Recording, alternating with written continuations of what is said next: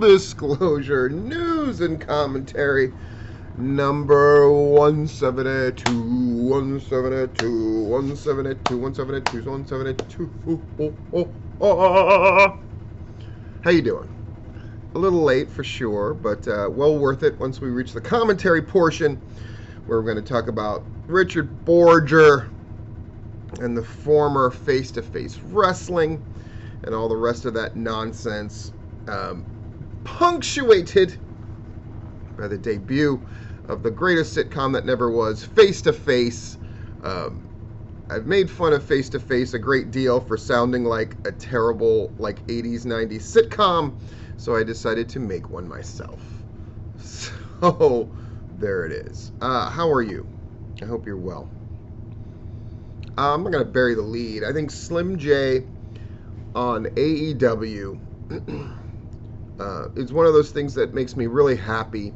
It's really great when something good happens to good people. And the fact that this might be a continuing thing is even better. It's well deserved. I don't think there's anybody who would begrudge him that. The fact that other stuff happened as well, the fact that Bryce Cannon was also a part of things. It's just incredibly satisfying. It's wonderful. ICW is going to be back in Chattanooga tomorrow, right? June 22nd and 23rd. The rise of Casey Kirk as really the most prominently pushed woman in wrestling right now is really something special and fantastic as well. The fantasy booking stuff from Duke and from Scott Hensley are absolutely fun reads. Jabari's report on Southern States, fantastic as well. Really satisfying stuff just going on. Pro South, that year so far thing, really cool. You look at everything going on. Southern Fried, their Ultimate Battleground 5. Lots of stories advanced. They're moving in the new direction at last. Seems really great. I gotta agree with we all know that I hate a battle royal. I hate a battle royal, and I hate a Royal Rumble even more. I'm looking forward to just some original ideas. With that said, I'm also looking forward to Rumble Jack, and I say that without irony. Lots of stuff to look forward to. But I'm just going to go ahead and get to the commentary really quick.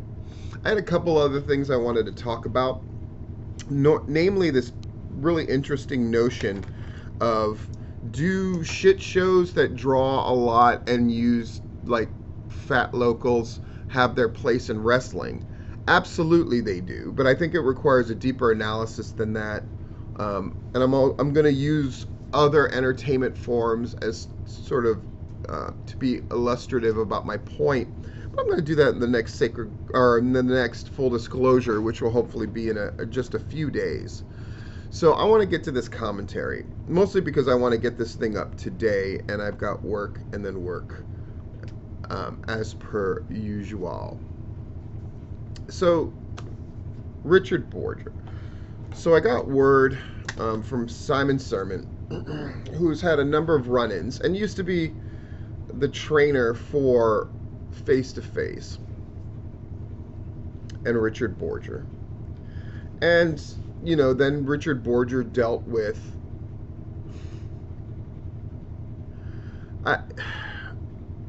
Again,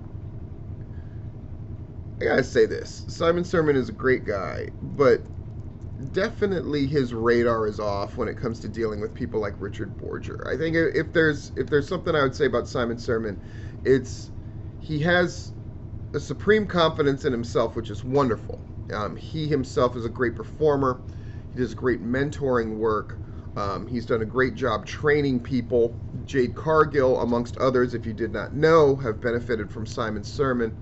But he has a supreme confidence in self, which means he often deals with shitbirds and deals with sort of unsavory dudes with this confidence that like I can reform them or I can deal with them. I mean, the fact that he deals with like sort of Ronnie Gossett, a guy who like time and time again has shown this pattern of I'm going to do this wrestling thing and then I'm going to fuck everybody over or unintentionally sort of not fall through with it. And the fact that Ronnie Gossett and Richard Borger were ever put in bed together, again, if people couldn't see that that was going to end up badly, I don't know what to tell you. And I'm not saying that the interaction and the results of it are necessarily Ronnie Gossett's fault this time around.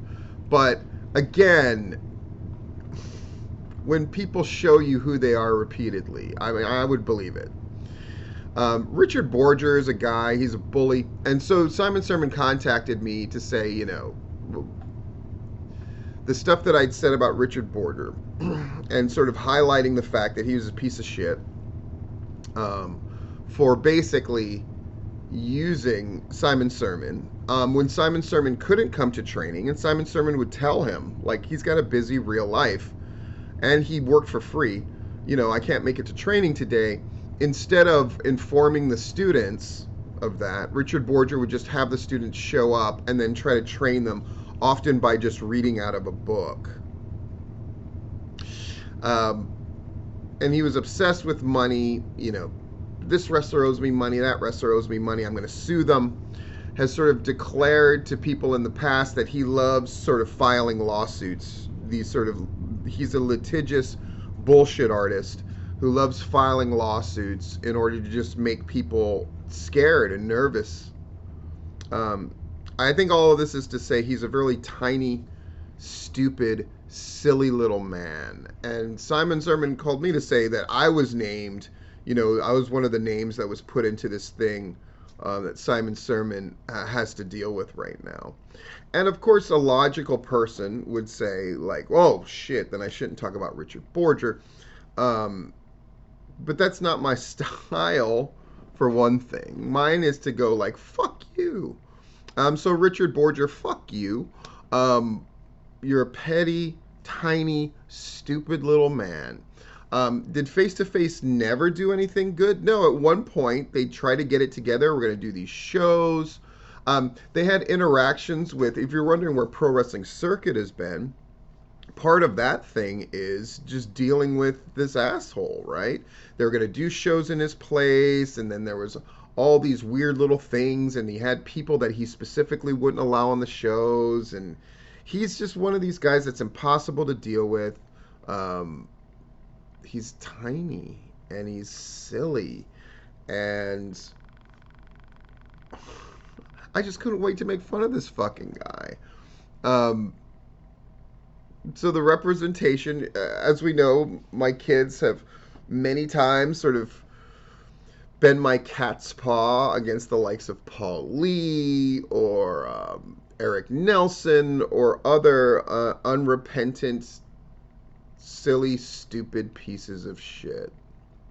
And so now Richard Borger gets to join that list. So without delaying any more,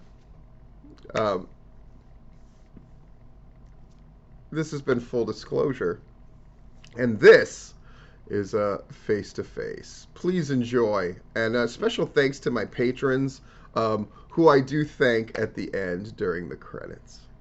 In any case, we'll be back in a few days with the next Full Disclosure. Lots to talk about, lots to discuss, and just as a reminder, Richard Borger, go fuck yourself. Yeah.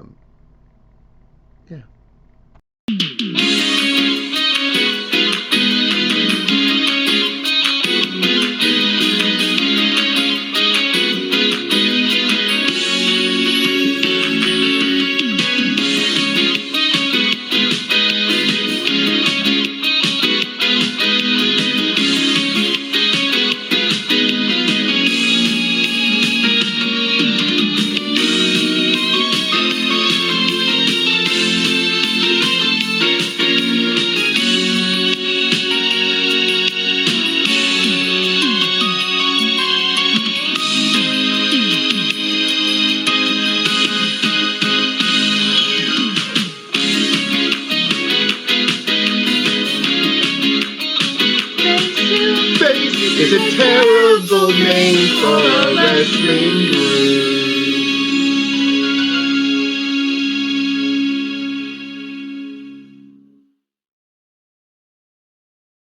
Face to Face is filmed in front of a live studio audience.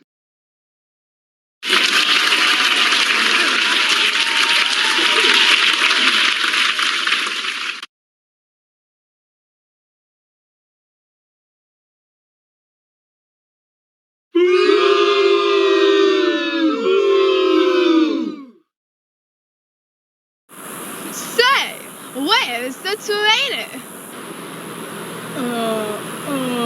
Where's my money, Mr. Lawler? My name is Lawler. Come on, I've been coming here for months. You owe me money. I'm gonna sue you, Mr. Lawler. Was that Andy Kaufman? That was pretty good. Who? I have no idea who you're talking about.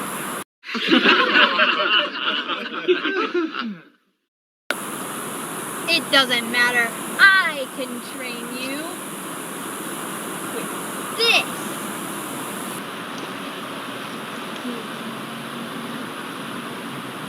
There we go. A wrestling hold. You put your left arm around their neck, your right arm to hold their head in place, then you slowly remove your shirt, and you slowly remove their pants, and then you whisper sweet nothings into their ear.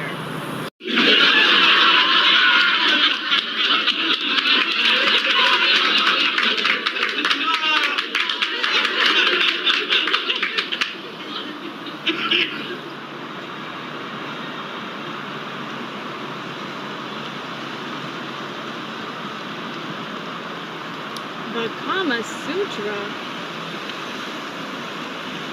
Japanese wrestlers sure are weird.